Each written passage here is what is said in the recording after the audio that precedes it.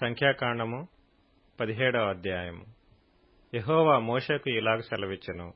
నీవు ఇశ్రాయేలీయులతో మాట్లాడి వారి యొద్ద ఒక్కొక్క పితరుల కుటుంబమునకు ఒక్కొక్క కర్రగా, అనగా వారి ప్రధానులందరి యొద్ద వారి వారి పితరుల కుటుంబముల చొప్పున 12 కర్రలను తీసుకొని ఎవరి కర్ర మీద వారి పేరు రాయము. లేవి కర్ర మీద అహరోను పేరు రాయవలెను. ఎలయనగా పితరుల కుటుంబముల ప్రధానునికి ఒక్క కర్రయే ఉండవలెను. నేను మిమ్మును కలుసుకొను ప్రత్యక్షపు గుడారములోని శాసనముల ఎదుట వాటిని ఉంచవలెను. అప్పుడు నేను ఎవని ఏర్పరచుకొందునో వాని కర్ర చిగురించును.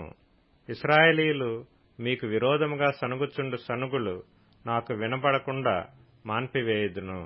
కాబట్టి మోషే ఇశ్రాయేలీయులతో చెప్పగా, వారి ప్రధానులందరూ తమ తమ పితరుల కుటుంబములలో ఒక్కొక్క ప్రధానునికి ఒక్కొక్క కర్ర చొప్పున 12 కర్రలను అతనికిచ్చిరి. అహరోను కర్రయు వారి కర్రల మధ్య నుండెను. మోషే వారి కర్రలను సాక్ష్యపు గుడారములో యెహోవా సన్నిధిని ఉంచెను. మరునాడు మోషే సాక్ష్యపు గుడారములోనికి వెళ్లి చూడగా, లేవీ కుటుంబపు దైన అహరోను కర్ర చిగిర్చియుండెను. అది చిగిర్చి పువ్వులు పూసి బాదము పండ్లు గలదాయెను. మోషే యెహోవా సన్నిధి నుండి ఆ కర్రలన్నిటినీ ఇశ్రాయేలీయులందరి ఎదుటికి తేగా, వారు వాటిని చూచి ఒక్కొక్కడు ఎవరి కర్రను వారు తీసుకొనిరి. అప్పుడు యెహోవా మోషేతో ఇట్లనెను, తిరగబడిన వారిని గూర్చి ఆనవాలుగా కాపాడబడునట్లు అహరోను కర్రను మరలా శాసనముల ఎదుట ఉంచుము.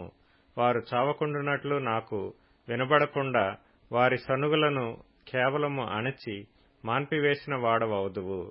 అప్పుడు యెహోవా మోషేకు ఆజ్ఞాపించినట్లు అతడు చేసెను. అలాగుననే చేసెను. అయితే ఇశ్రాయేలీయులు మోషేతో ఇట్లనిరి, ఇదిగో మా ప్రాణములు పోయినవి, నశించిపోతిమి, మేమందరము నశించిపోతిమి. యెహోవా మందిరమునకు సమీపించు ప్రతివాడును చచ్చును, మేము అందరము చావవలసి ఉన్నదా అని పలికిరి.